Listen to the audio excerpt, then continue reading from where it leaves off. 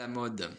Que ce soit à gauche ou à droite, nous entendons souvent des gens qui expliquent que leur pensée politique, la leur, serait construite sur le réel, contrairement à celle de leurs adversaires.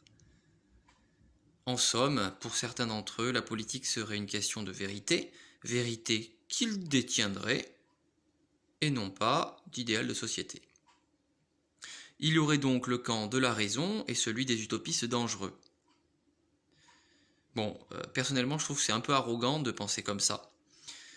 Je comprends le monde, tu es un idiot.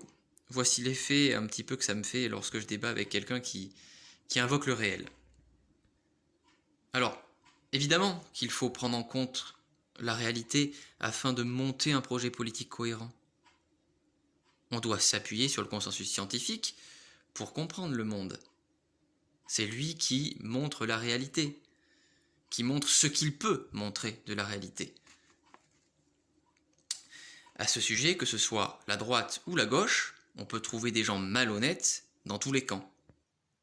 D'ailleurs, à ce sujet, Steven Pinker, dans son livre Rationalité, explique cela tout en affirmant tout de même qu'historiquement, le camp progressiste s'appuyait plus sur la science que les conservateurs. Aux USA, évidemment.